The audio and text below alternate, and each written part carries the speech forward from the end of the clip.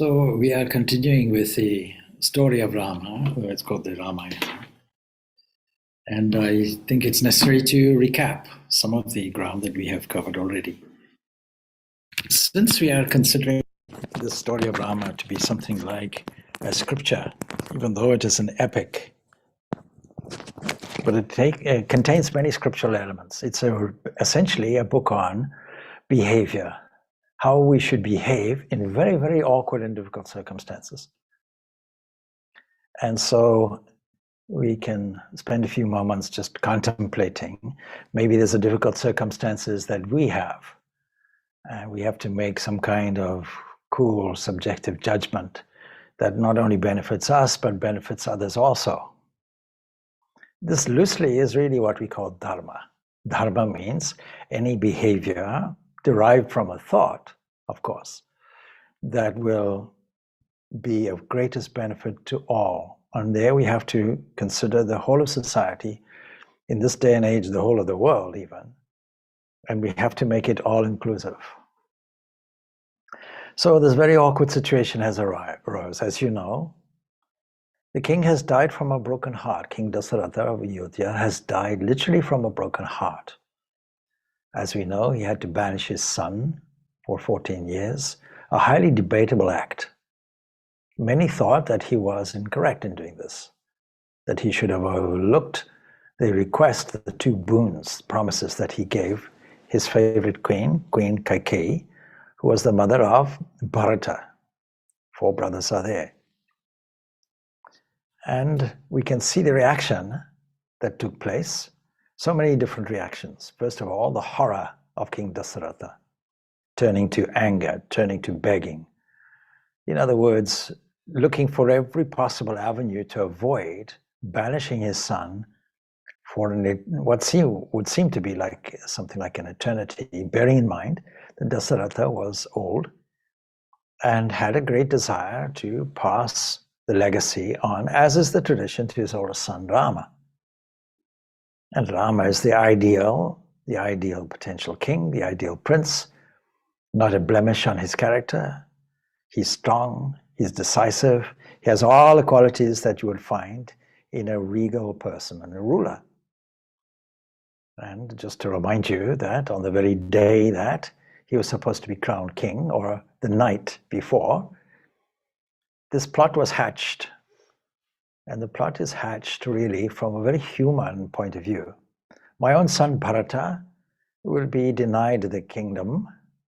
And so on the pretense of doing something for her son, she now, her first boon will be, let my son Bharata rule the kingdom instead.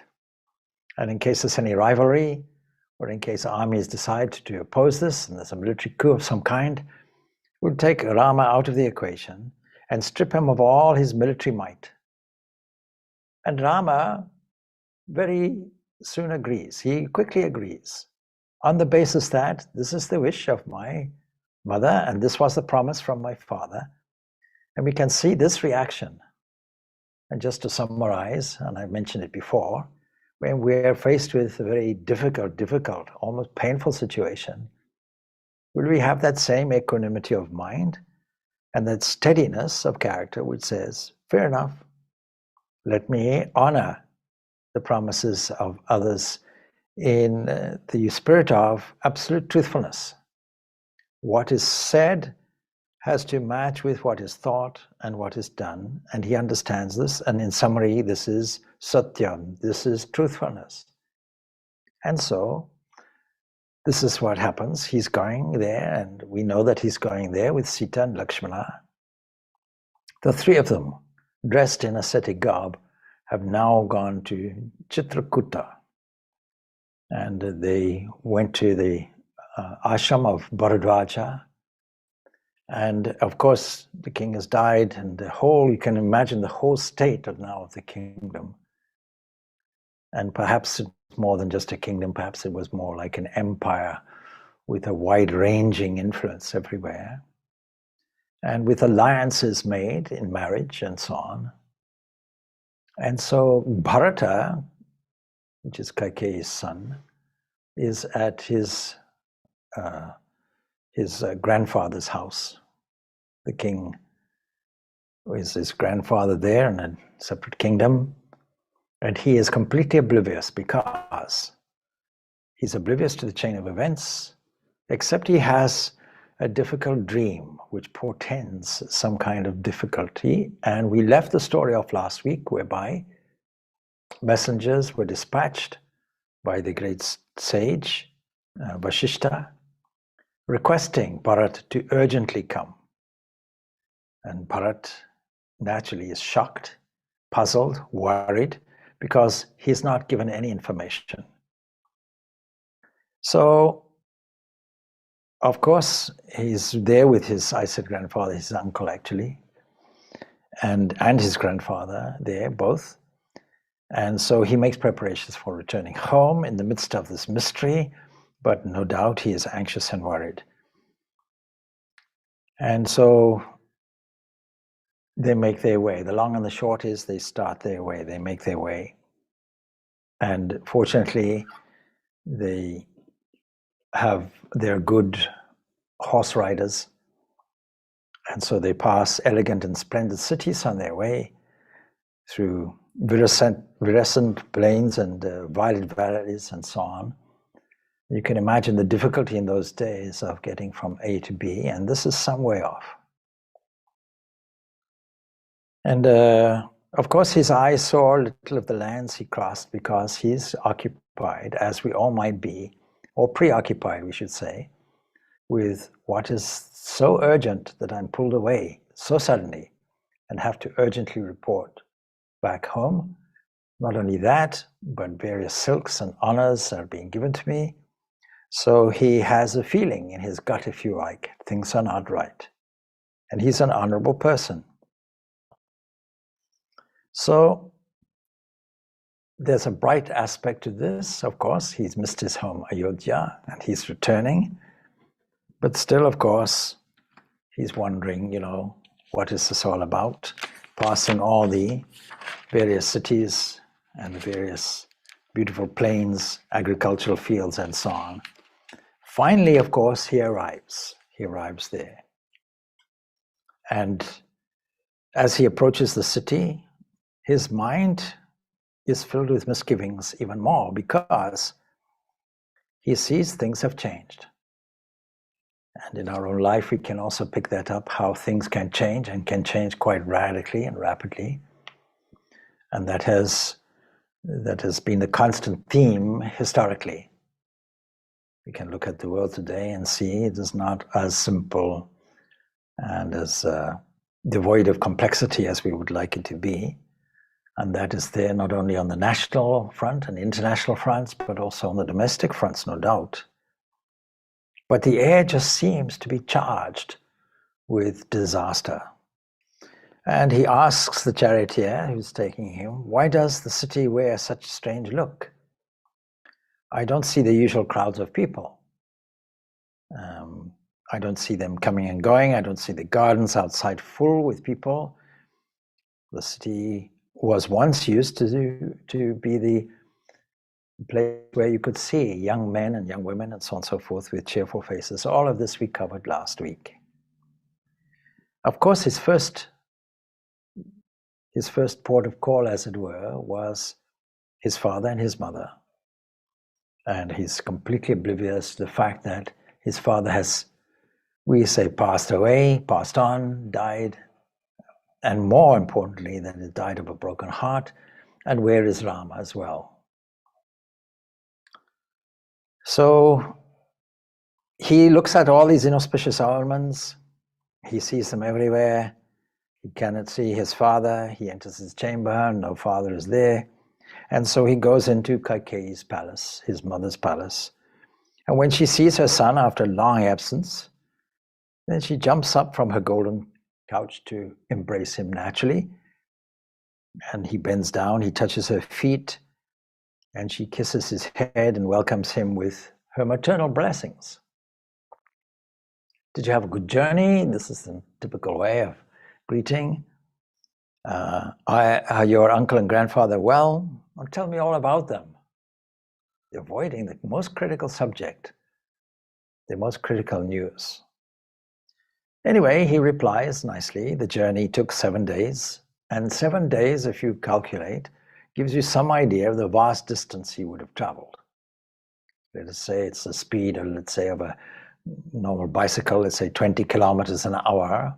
We can easily see, traveling 6 hours a day, we can see how far away this is.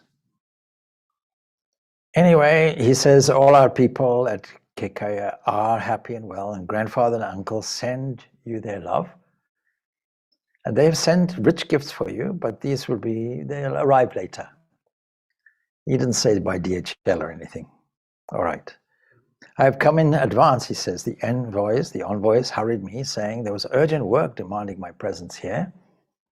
What is that all about? Can you shed some light on this? In fact, I went to the king's quarters just to pay him my respects, but he wasn't there. And here too, his couch is empty in your own quarters. And perhaps he's with one of my senior mothers. I must go and see him, and I must pay my respects. Of course, Bharata is by nature innocent of heart and unaware of what has happened. And if things get carried out as they should, he is in line for the throne. He has to take up the throne, administrative responsibility.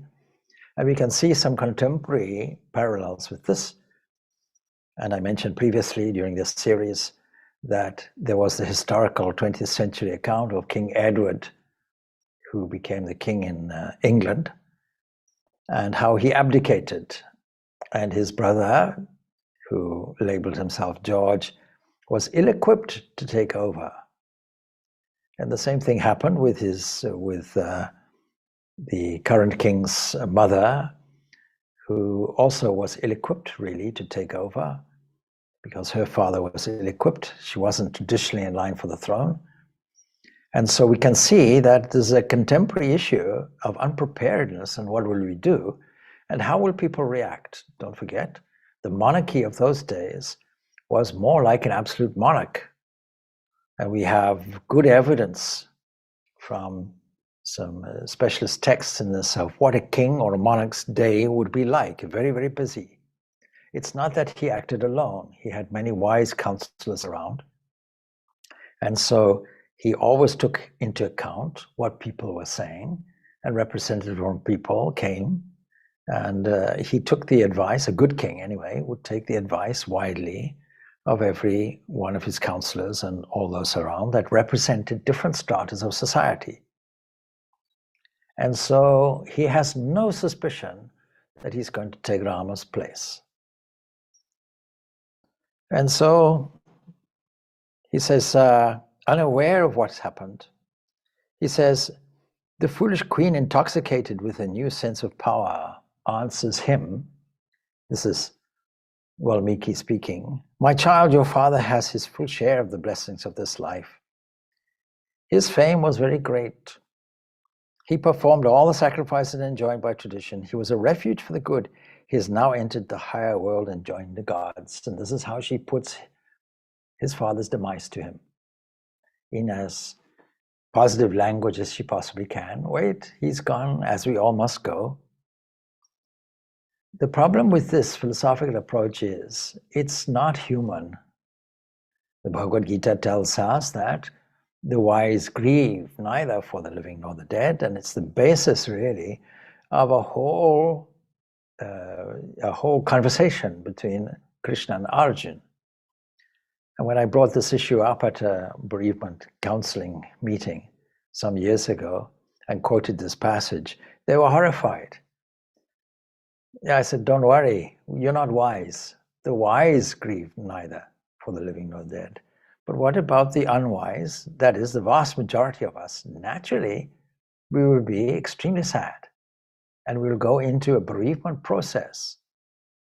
But just to say philosophically, oh yes, don't worry. We know that, of course, but the human heart still tugs. And so on hearing this news of his father's demise in this way, Bharata falls down, uttering a cry, and his long arms stretch out on the ground. And rising up, he looks at his father's empty bed and sobs like a destitute orphan, not knowing, of course, the other part of the story, and that is that he was supposed to be the king in his place. The mighty hero threw his godlike frame on the earth and wept like a child in uncontrolled grief. And then looking at her son, the Queen Kaikeyi has not only been intoxicated with pride and greed and all of these things, and a desire for power on behalf of her son, thinking she's doing something good. Her whole attitude is one of complete cold calculation. And she tells him, "Oh, get up, O king. Stand up, it's not right for a king to mourn and roll on the ground. And honor and glory are waiting for your acceptance. You are to uphold the dharma and perform sacrifices in the way of your royal fathers." So you see, she's broken now two aspects of news which would shock him, and without proper explanations. She continues, "Your intelligence shines like the noonday sun. No misfortune dare comes near to you. Son, the one who is strong of limb and brave-hearted, please stand up." And Bharata's mind, whose mind was pure, immaculate, and spotless, he didn't see at all that Kaikeyi, his mother, had put in this, her appeal. And after lamenting for a long time, he got up and said, "When I went to my uncle's house, I had hoped that Rama's installation as the Yuvaraja, that is the prince designated for the king in succession, would come off soon, and that on my return, I would see the great festive ceremonies. How differently have things turned out? How am I to bear this calamity? I will no longer see my father's face. What did he die of? Was he sick? And the other thing was, I wasn't at his side when he died. Ideally, we all want to be there at our most beloved's last moment. And we know that as part of the bereavement process, it presents what is called a closure aspect. I didn't have closure. I didn't have time to say what I wanted to say. And I didn't have time to nurse him in his last days or whatever was necessary. All of a sudden, I'd come back, he's gone. I wasn't his side, he says, when he lay sick. It was given to Rama to tend to him in his last moments, and how affectionate the king was towards me. And if some dust settled on my body, he would wipe it off with his own hand. And how soft and pleasing was his touch, he's reminiscing. And it was not given to me to serve him in his need. What a pity. But the mother, where is Rama? And hereafter he is both father and preceptor to me. I must see him at once and kiss his feet. He's now my sole refuge. What was my father's last message to me? I want his very words when he passed away. And Kaikeyi's answer had to be consistent both with the truth and her own designs. And she was pulled in contrary directions by culture on the one side and her ambition on the other. And she found words which conveyed that the king did not think of Bharata in his last moments. He was thinking of Rama. She also wanted to prepare him for the rest of the news, which she hadn't yet told him.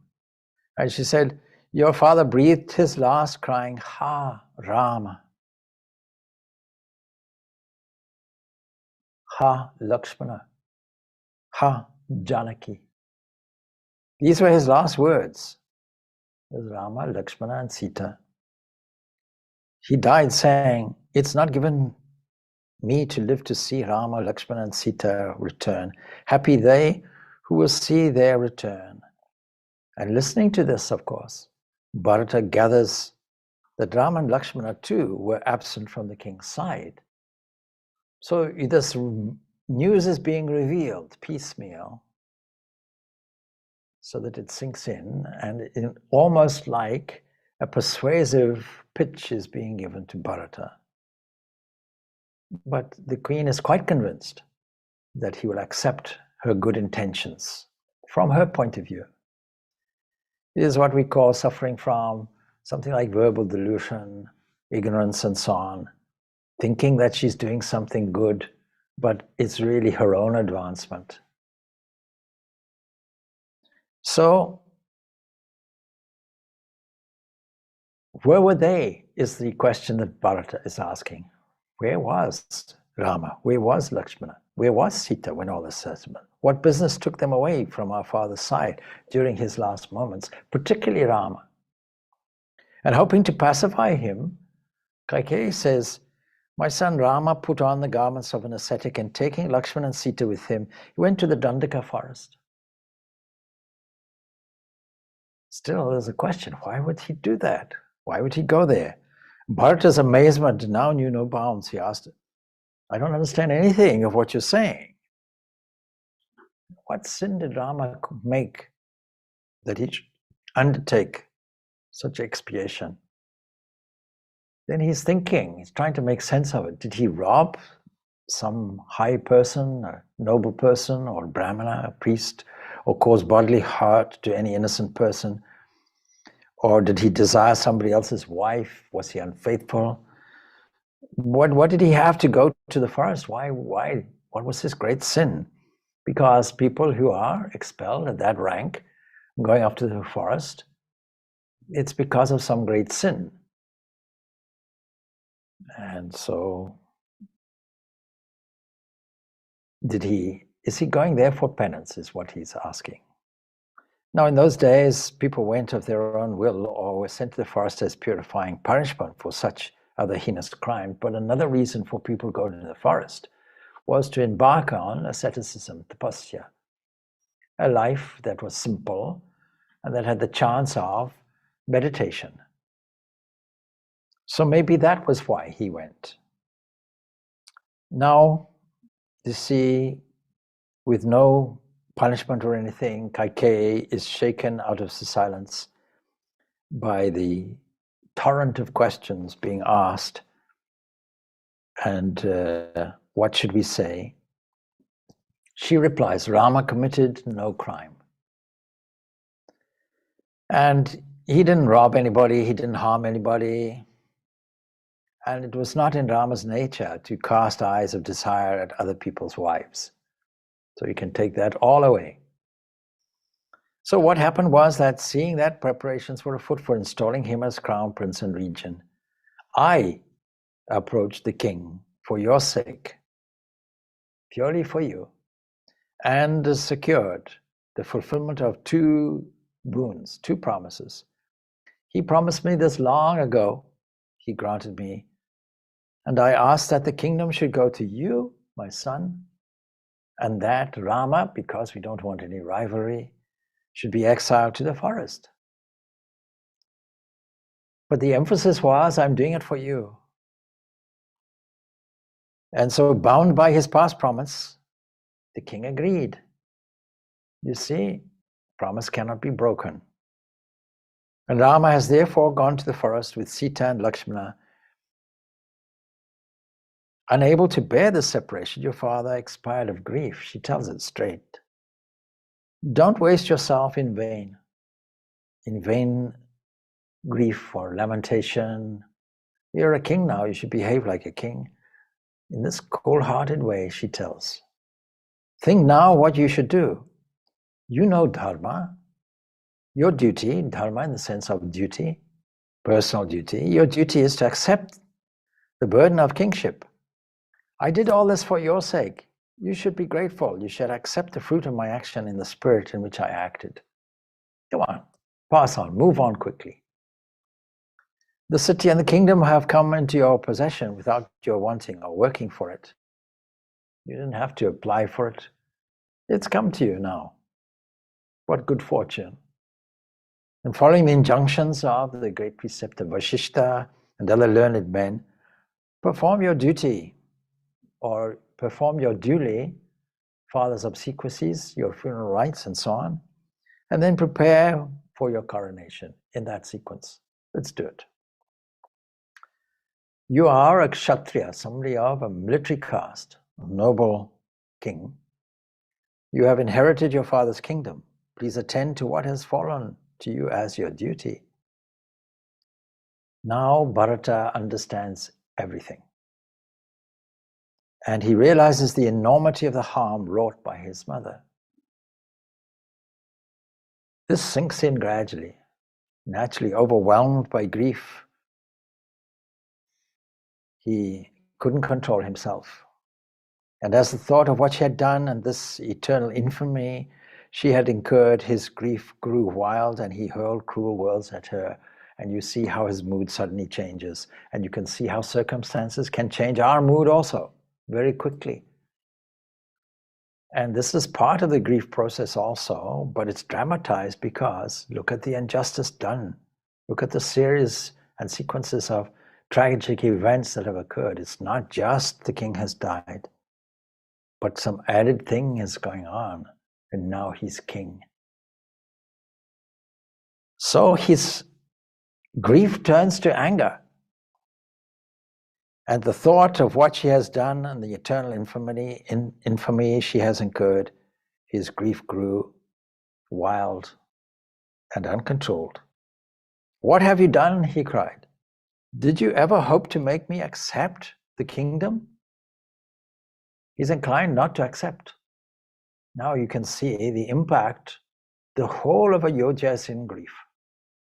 The king has passed away. And Rama, the most beloved successor, is gone, along with Lakshmana and Sita.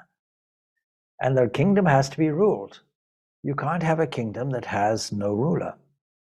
This is the problem. And it doesn't look as if Bharata is going to go along with this.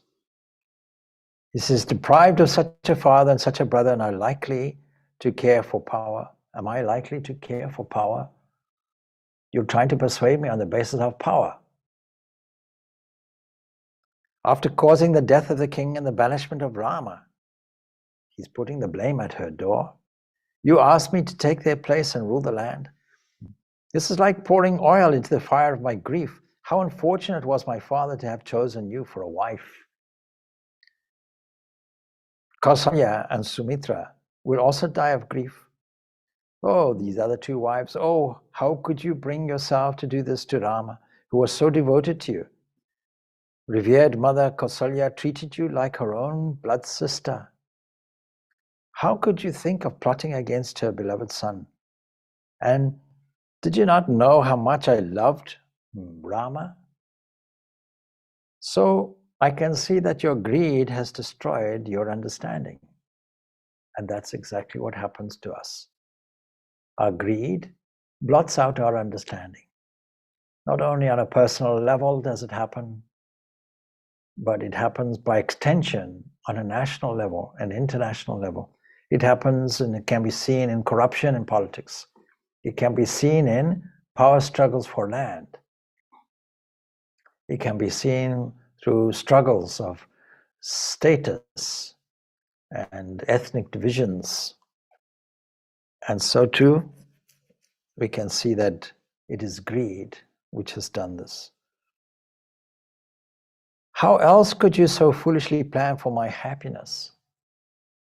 Even the great king relied on Rama and Lakshmana. How could you believe that in their absence I could rule the kingdom? And even if I could, would I agree?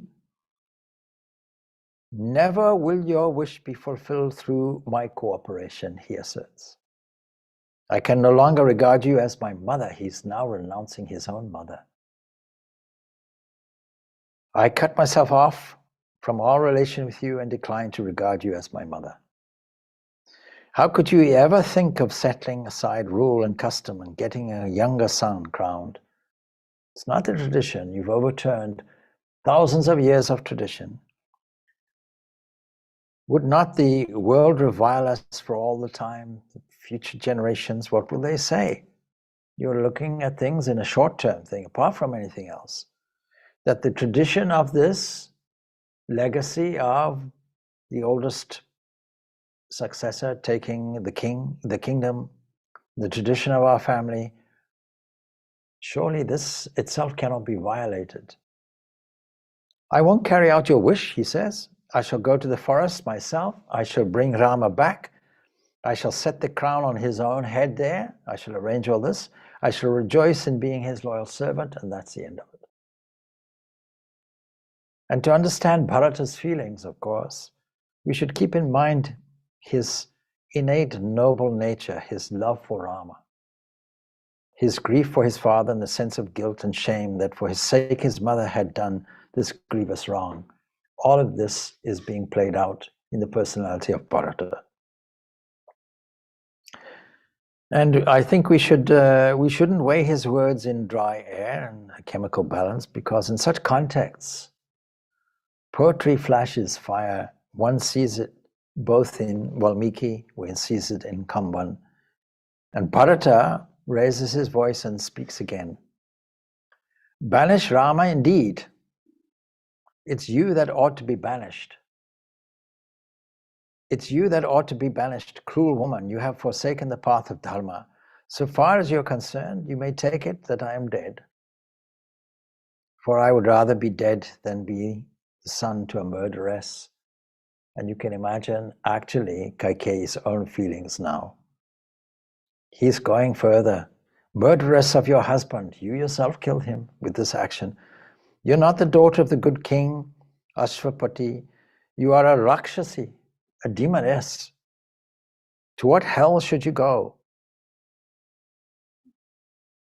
You who banished the only child of Mother Kausalya, what punishment would be too great for the grief you have caused her?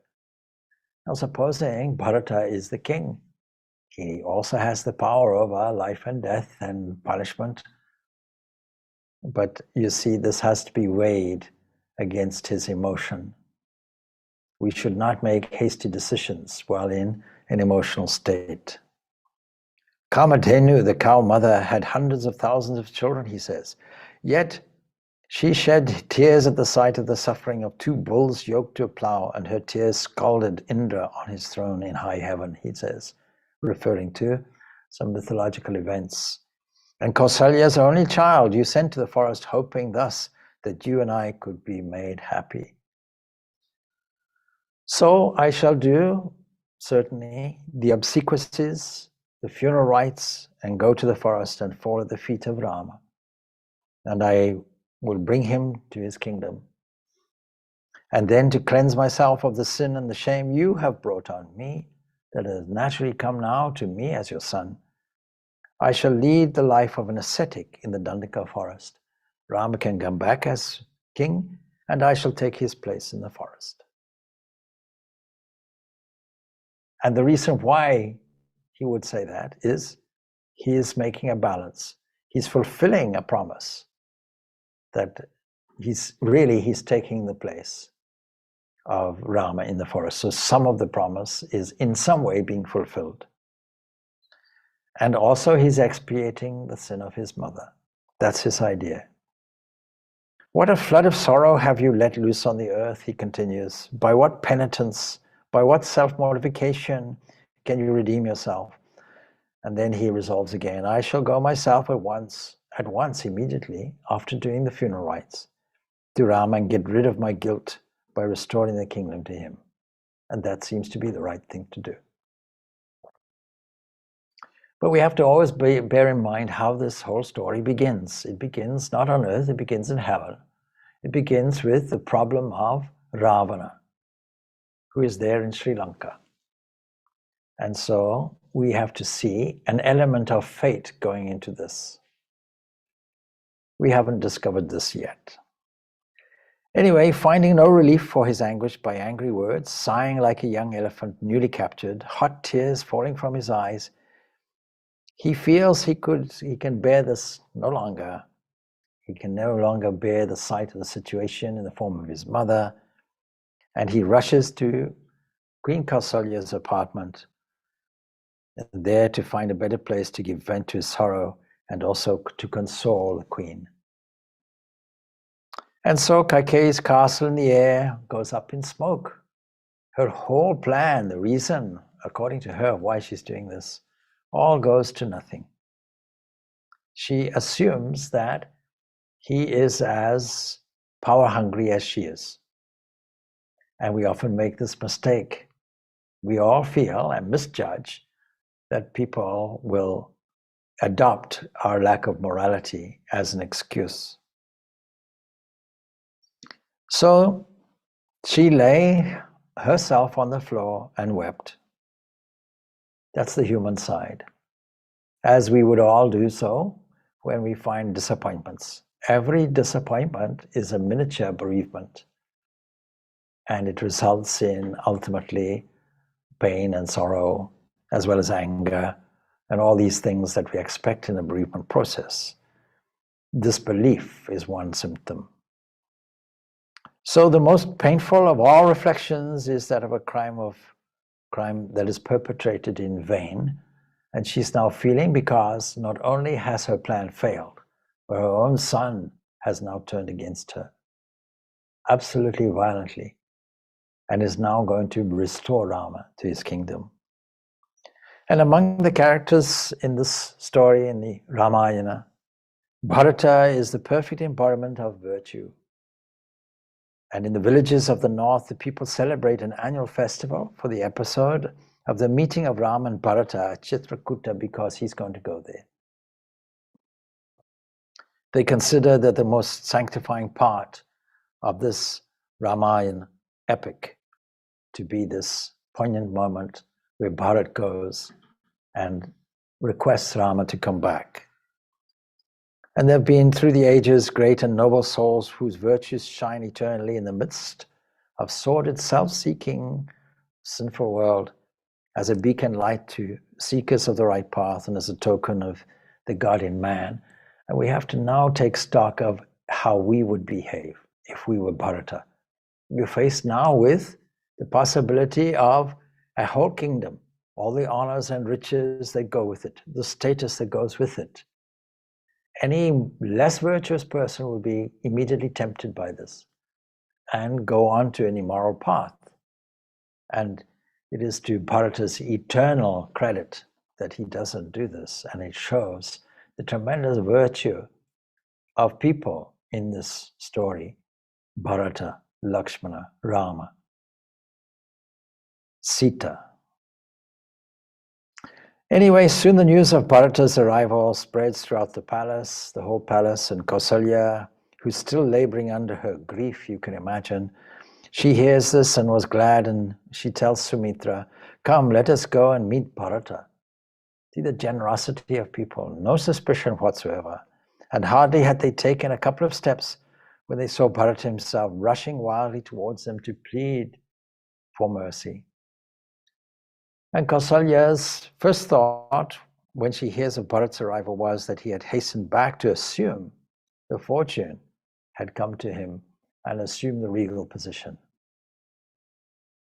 And had not the elders and ministers led by Vashishta decided to send for Bharata just for this purpose, so he could go through not only the funeral rites, but also to take the place of the king.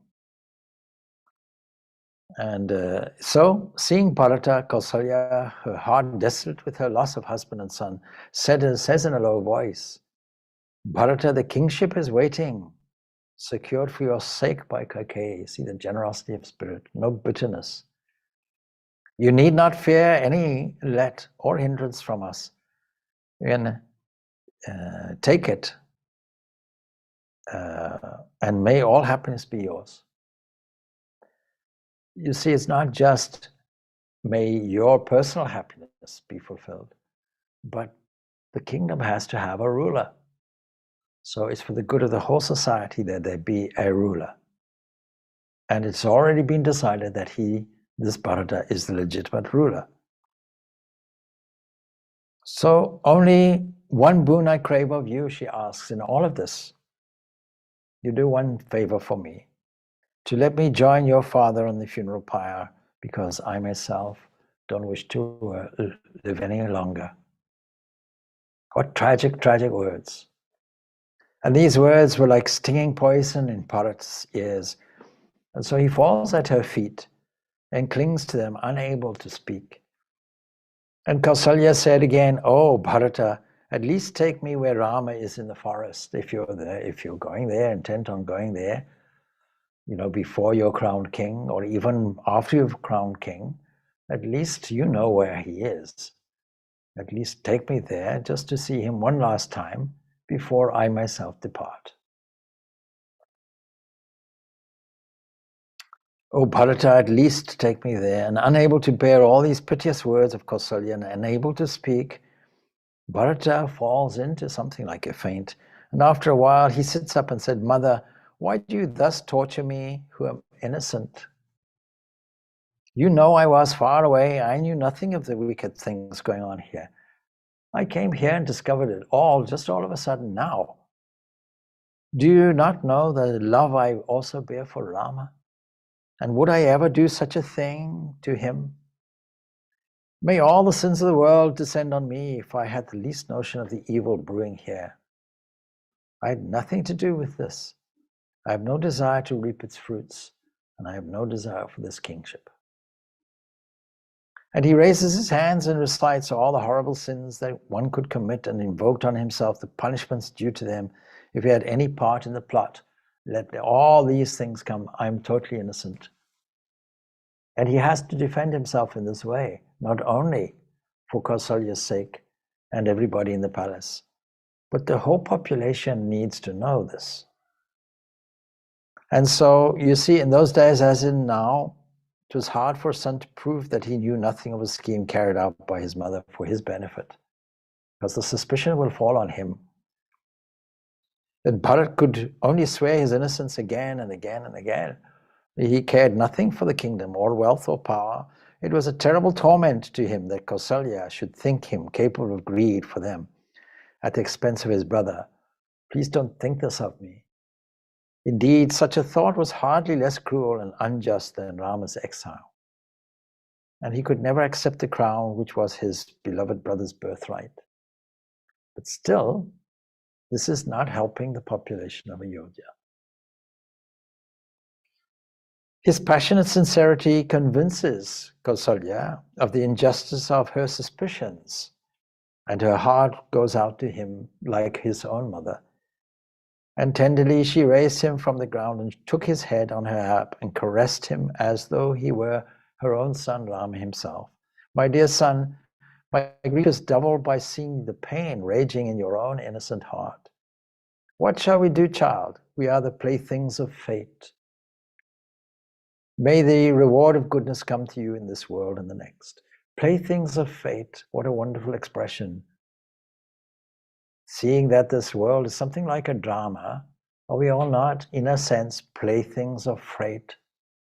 There's this element of deterministic causality that we have, but there's also the unknown. And we have to have a philosophical attitude towards our own difficulties and even tragedies. So, may the reward of goodness come to you in this world and the next. She gives him a blessing. It goes from suspicion to warmth and compensation, emotional compensation, to blessing. Now Kausalya had not believed Bharat was privy to the plot or had anything to do with it, but she feared that he would condone it and yield to the temptation of its results. There was that possibility still left. And now that was formerly, and now, right now, she was convinced that Bharata's heart was completely free from any stain. And though her own son had gone to the forest, she was pleased that such another son had come to her in his place.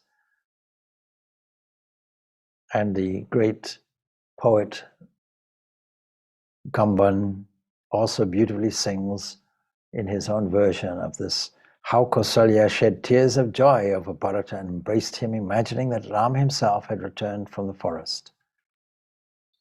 Now Kausalya and Bharata, portrayed by that particular poet-singer, embody a kind of culture. So we have to look on these heroic figures and even contemplate them and introduce them into our meditation, because this whole of the story of Rama is a meditation. We can visualize it clearly, and we can use it in our meditation as an ongoing outpouring drama of life itself and what nobility comes from it. And may these noble characteristics also come to us, would be our prayer. Now, anyway, the funeral rites of the dead king were duly performed, and the great sage Vashishta and other learned men and elders offered grave Shastric consolation to Bharata and Shatrugna, the two brothers. Don't forget, the two brothers out of four, the other two having gone to rest. And 14 days after the king's death, the ministers called the assembly, and they now address Bharata in this way. The king has gone to the world above, or wherever, and Rama and Lakshmana are in the forest, and the land is now without a king. This is the problem. And it's right that you should assume the rule at our request. We're going to formalize it. And the preparations for the coronation are all complete, because they were already there for Rama's coronation. There's not too much more to add. We can quickly arrange it. And the citizens and all the ministers, they're all awaiting your acceptance to create some stability in this kingdom. This is your kingdom. It's lawfully descended from your ancestors, and it's for you to be anointed and rule righteously over us. This question of anointing a king goes back in history in so many different cultures. The word Messiah in the Jewish concept it means the one that is anointed as a king. So this anointing is there. Bharata went with folded hands around the materials gathered for the coronation and said in a grave tone to all the assembled elders, "Well, I don't consider it proper that you should ask me thus to accept the kingdom. And according to the custom of our house, the throne belongs to the eldest son. I'm not going to break with this tradition. And with all due respect to you," this is how a disagreement starts, with all due respect to you, and you know something else is coming. "So with all due respect to you, I have decided I'm going to the forest. I'm going to bring Rama back to Ayodhya with Lakshmana and see that Rama is crowned. So please get ready the men and materials for this purpose. And prepare the road for the journey, and let laborers be mobilized for it to clear a road and make a road so that I can go with my entourage. Because you can't easily go into the forest. A road has to be created in advance. This is my final and irrevocable decision. Irrevocable, I'm not taking it back. Not to accept the crown." And so, listening to the prince's words, the whole assembly was beside itself with joy, actually, at this decision. And so they all applaud Bharata's suggestion. And their idea is, okay, we can rectify this whole thing. We go off to the forest. We bring Rama back in royal procession. So the army and the big retinue, they were all got ready to accompany the prince to the forest. And quickly there was an army of workers with their tools and their road-making apparatus who went forward to prepare the way, the road. And men who knew the forest, pioneers who could dig wells and canals and builders of rafts and boats, carpenters, engineers. It was a huge enterprise. They worked enthusiastically because they were engaged in getting their beloved Rama back. Culverts were built, trees were felled, broad road for the prince and his retinue was soon laid. And ups and downs, they were all leveled, all the difficulties on the road. Marshes were drained, resting places for the army and facilities for drinking water. All the other conveniences were soon made ready, and you can see the great army of skills available for such an enterprise to happen so quickly. And though the preparations were made for Bharata's journey to the forest, Vashishta and the other ministers, they formally summoned the great assembly, something like the parliament, the king's advisors. And they didn't give up their desire to get Bharata to agree to be crowned, because it's an alternative solution. And just to be sure, So they send messengers to Bharata's palace and they invite him to the hall. They approached him with music playing, many instruments, as if he were king, but all this really pained him much more. So he stops the musicians and sends the messengers back. He tells Shatrugna, why should they still persist in tormenting me when I have refused the kingdom? And this is the result of our mother's intrigue. So you'll see that there is always some other point of view. There is always a band who disagree with the decision, something like a protest in modern days. So he sees his mother's hand in this.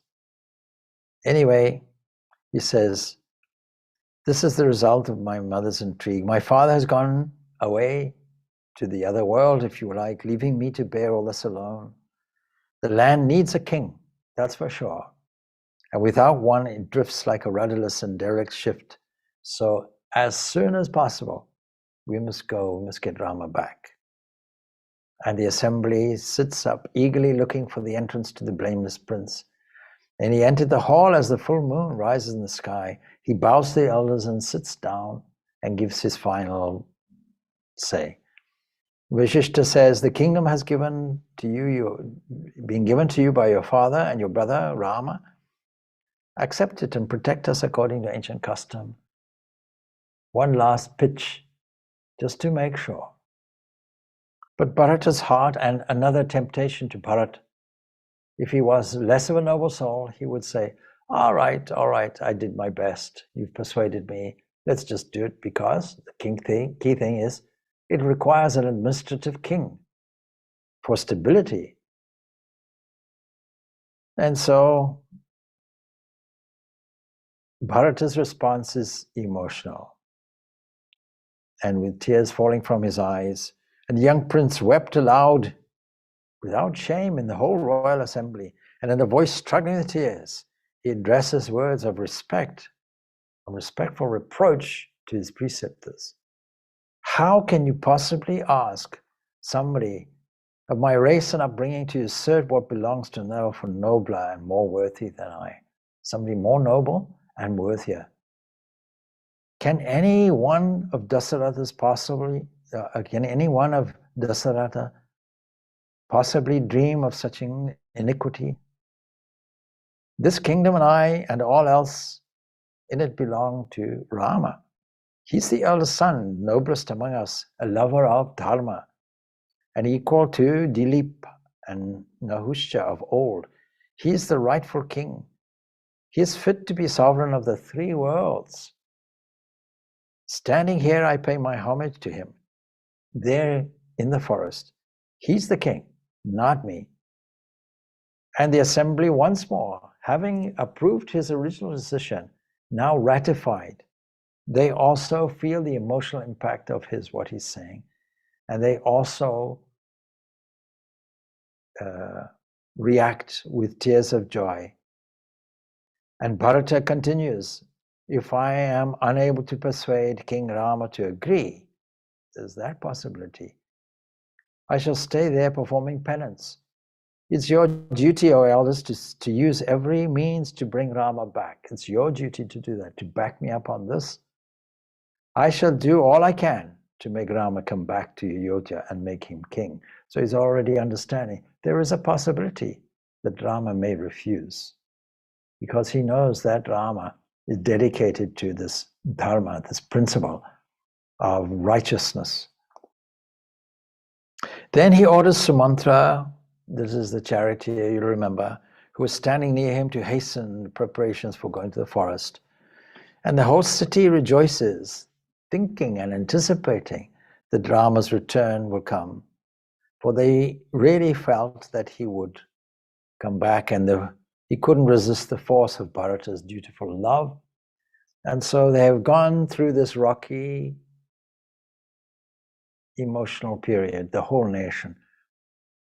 Firstly, Rama is departing, and they try to follow him. They want him back. Realizing that he's not coming back, the whole nation goes into a state of desolation. And Bharata comes along, and with the whole nation is are not quite sure what will happen. And now they see, the possibility of Rama returning, and the whole mood gets uplifted again. Such is life. Based on hopes, based on anticipations. But life is not exactly like this, as we know. Now, Bharata has now gone to the river Ganga. He gazes across the river, and there Guha, of course, is the chieftain of that whole area, the hunter king. And he noticed unusual commotion on the back opposite. He sees the Bharata and his retinue approaching.